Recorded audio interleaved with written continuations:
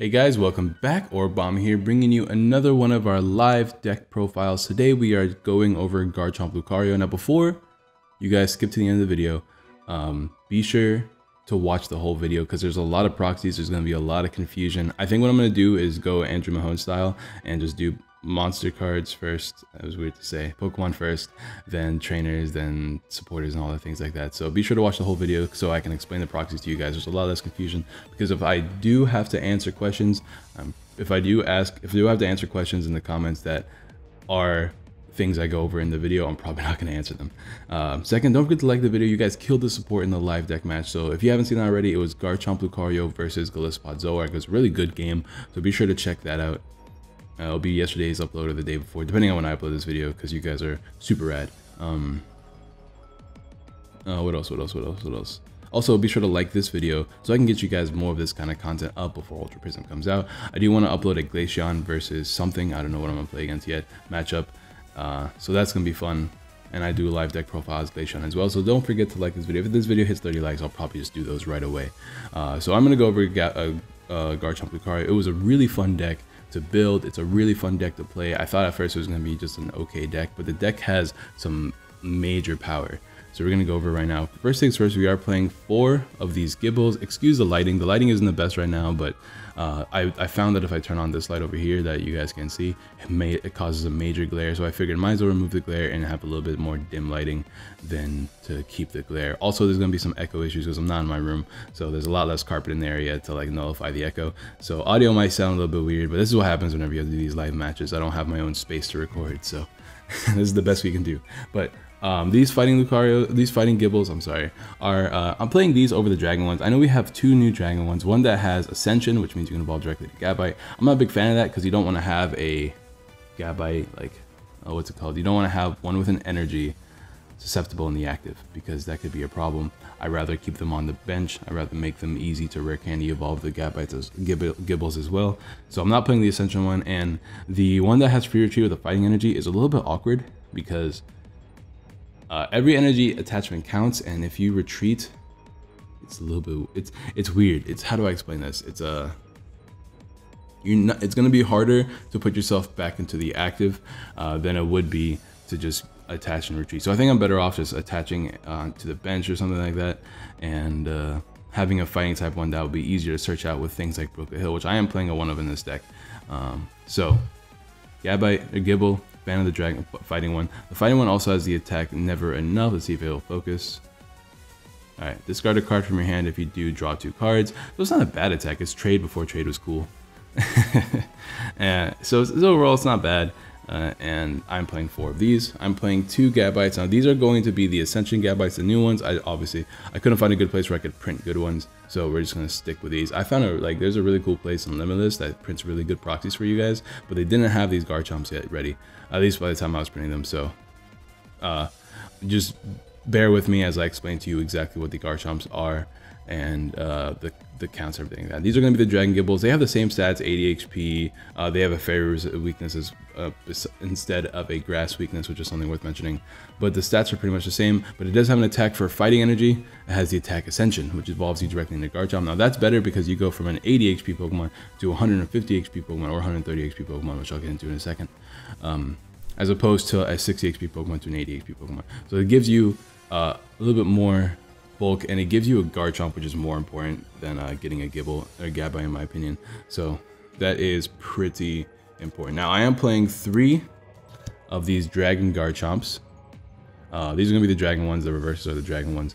They're very, very, very powerful. They have 150 HP and free retreat, just like the regular one does, but they have 2 interesting attacks. One for DCE does 50 damage anywhere on the board, which is nice.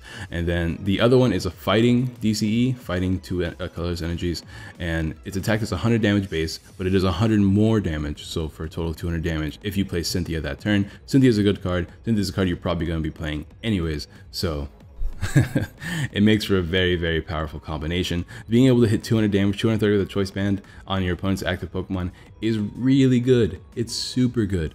So that's why we are playing Garchomp.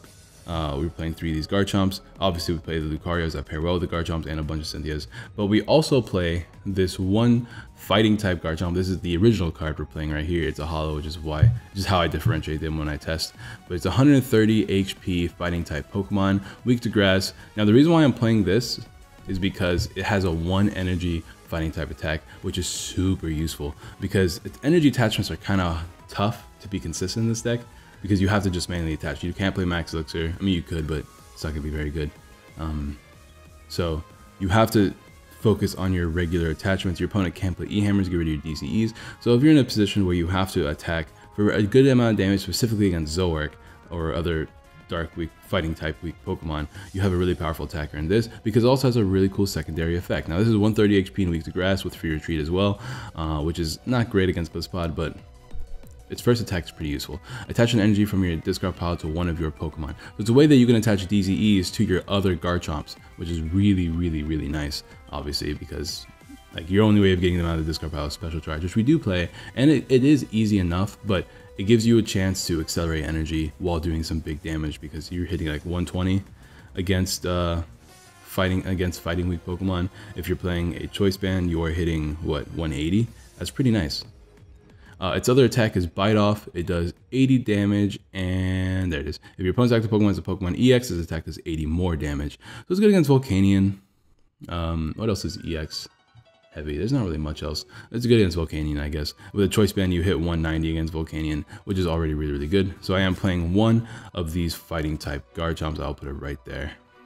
So that's why I mean, like, if you don't fast forward if you want to just like know what the deck list is. It's easier for me to explain it just because of the proxies. Alright, but anyways, 3 Riolus, my boy, he's a good pupper. He's a good pupper. The new one has Detect. I think I like these a little bit more just because well, maybe not for my list because I'm not playing Strong Energy, but if you were to play Strong Energy, which you could, don't get me wrong, you could actually knock out Zoroark with a punch attack if you attach a Strong Energy to these Riolus. That's something worth mentioning. I don't think I'm going to do it myself, but it is something worth mentioning. The other one, the new one, has Detect, which is probably better in my list. So I'll probably be playing Detect instead, which is flip the coin of heads, you don't take damage, which is pretty useful if you decide to attach to Lucario. I find myself never attaching to Riolu Lucario, but Banded Lucario with a little bit of snipe damage does knock out Zoroarks, so something to keep in mind. So we are playing 3 of those, and of course we're playing 3 Lucarios. These are the cards I have laying around just for cards I can send to people as signed cards. Obviously they're not the right Lucario. The right Lucario has the same HP and the same weakness and the same retreat cost. So as you can see, one weak to Psychic, 1 retreat, and 110 HP, but it has a really, really cool ability. As long as you have a Garchomp out, you can search your deck for any card and put it into your hand. You don't have to reveal it or anything like that, but any card. This deck at first seems very, very combo, like heavy combo orientated, I guess that's the word, but it's crazy because once you get the Garchomp Lucario out, which is not that hard, it is wild how much consistency you have. You can literally search for anything you want. And because you have to play Cynthia, you can search for Cynthia, play the Cynthia, and then if you draw any of the cards that you needed off of the for the Garchomp or the combo to work, you can play those down, then search for different cards playing your Lucario. It is insane because I usually have 2 Lucarios out, and your opponent has to attack the Garchomps because that's the thing that's really messing them up in the game, not the Lucarios. So having these cards that can search for anything, Choice Band at the right moment, DCE at the right moment, Cynthia at the right moment, gets you more evolution pieces at the right moment. And the crazy thing is, if you get one Lucario out, you search for another Lucario to evolve it, then you search for another Lucario and evolve it, then you get a search card. So you can really thin your deck out as well with Lucario. It's very, very, very strong in this deck, and I love it. It also has attack for fighting colorless. It does 70 damage. And it's not affected by resistance. So like I said, Choice Band and Strong Energy can knock out a Zoroark from full. So maybe if you want to play Strong Energies in your deck, you can. I took out Strong Energies because I never found myself attaching them. So I took them out personally, but you can try them out on your list. It is something I was playing around with at first. I am playing 2 Lele's because Lele is Lele and Lele is good. Just to search for supporters, bridges, Cynthia, things like that. And then I'm playing 1 Tapu Koko promo. The reason why is because your maximum damage output is 230 with your Dragon Lucarios, and the Decidueye might become a thing with Leafeon. And there's Zoroarks and there's Gliscopods and things like that. So what this does for you is that it gives you the spread damage to where you don't need to play Choice Band. So that way you have one less card you might need to search later in the game if you're playing against Gliscopod or Zoroark or anything else with 210 HP. And it also puts Decidueyes in range of a banded Garchomp. So that's why I'm playing the Tapu Koko. It's just a good way to do all the damage on the board at once without the need to use Garchomp's 50 damage snipe. So it's a faster way to set up the board for future knockouts. But that's the Pokemon line, guys. Let's go ahead and move on to the lovely supporters before we move on to items. See, right here I am playing for Cynthia because you kind of have to play for Cynthia to get your damage off. Cynthia, shuffle your hand, draw 6. Amazing shuffle draw supporter, especially in a rare candy deck like this one. So I am opting to play 4. It is the highest supporter kind I play in this deck because you don't really need to draw that much once your early game has passed. So that's why I'm not playing a heavy count of anything else. But I am going to be playing, of course, 2 Bridgets because you want your Pokemon out, obviously. And then everything else is kind of low. We're playing 1 Sycamore just because early game Sycamore could be useful. Just a power draw 7. It's a really good card, so might as well play 1 Guzma. The reason why I'm playing 1 Guzma, and I know a lot of people will give me flack for this, I'm playing 1 Guzma only because you play Cynthia to do 200 damage. You don't have time to play Guzma and Cynthia at the same time because you can't. You don't have time to just play Guzma straight up because you're not going to be able to do that much damage if you do. Now, obviously, Guzma is still useful in case you don't need to do that much damage, and I am playing Palpad as well, so if you do need to shuffle your Guzma back in, you can play you can use Lucario to grab Palpad, use a second Lucario to grab Guzma again, and play Guzma. That is still an option, which I've used multiple times. But there's no need to play more than 1 in this deck. And I am playing 2 Ends, and it's still a crazy card. Because once again, it goes in the same amount. You can still disrupt your opponent playing N while being able to search for anything you want playing Lucarios as well, as long as you have a Garchomp out, which you will keep those Garchomps out. 150 HP is an awkward number for decks to hit if you think about it. Being weak to Fairy is good because the only thing that really messes you up is Gardevoir, but Zoroark can only hit 120 in standard, 140 with a Choice Band. Oh, I mean with a Kukui. If they were to play like something I was trying out recently, Reverse Valley, Kukui, then they hit 150, but that's a lot to ask for. And then Gliscopods can only hit 120. They can hit 150 with their GX attack once. So, and they don't want to waste their GX attack on knocking out a 1 prize attacker. They usually want to use it to knock out a Lele. So your Garchomps are usually safe. So that's a supporter line. Very, very, very small, but it's very powerful in what it does. You don't need your supporters as much as you would think just because you're playing Cynthia every single turn. Let's take a look at other cards as well. I guess we can do these last with the energies, but we'll play these. We got, of course, standard 4 Ultra Balls because search is search and search is good. 4 rare candies because stage 2, we definitely want those Garchomps out as soon as possible. So even though the rare candy count is high, it is still super useful. 2 Field Blowers, extra defense against Garbodor and Parallel City. Usually you do want your bench space, and Garbodors are kind of annoying because you can't search anymore. So having those Field Blowers are always nice. 2 Evo Sodas, Evolution. Let's get this going. We need to evolve as much as possible as in the early game. So having access to Evo Sodas is really nice. We are also playing 1 Stretcher. I'm going to move these up just for the sake of these cards. 1 Stretcher. You can shuffle Gabites. You can shuffle Garchomp lines back to the deck and then get them right back out using Lucario. It's crazy how much combos you can pull off with this. If you have 2 Lucarios out, you could literally search for Stretcher, and instead of putting 1 Pokemon back into your hand, shuffle all the Pokemon back into your deck, and then grab the Pokemon from your deck to your hand. So once again, like, Lucario is just insane. Just play the deck once and you can feel it. We are playing 2 Palpad.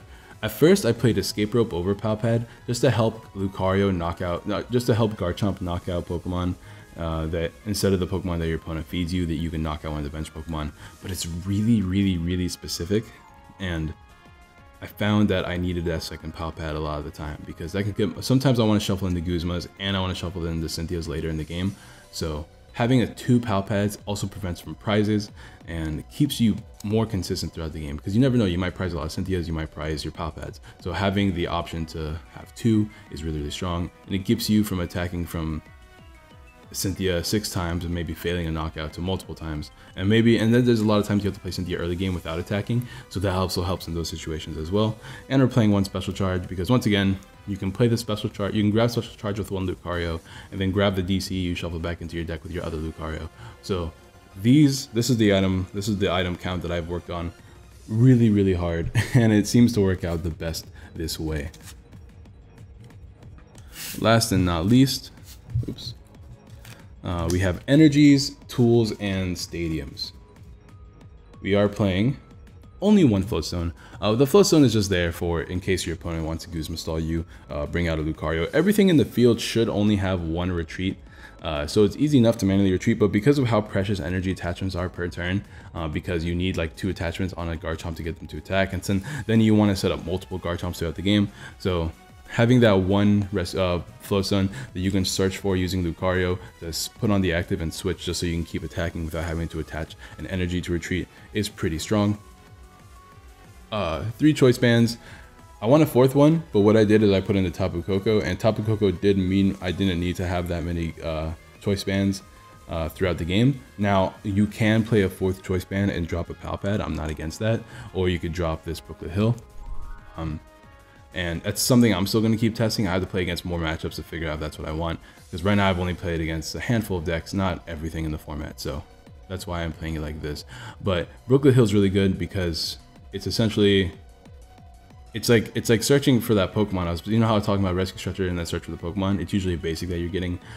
This is better than playing Ultra Ball to get a basic, because you can search it for Lucario, play the Brooklet Hill down. It's a little bit of stadium disruption as well, which is nice. And then you can use this to grab, it's like similar grabbing to Nest Ball. You can grab a Riolu or you can grab a Gibble, and it can stick potentially. So that's why I like the Brooklet. And as far as the energy counts go, ooh, I dropped a card.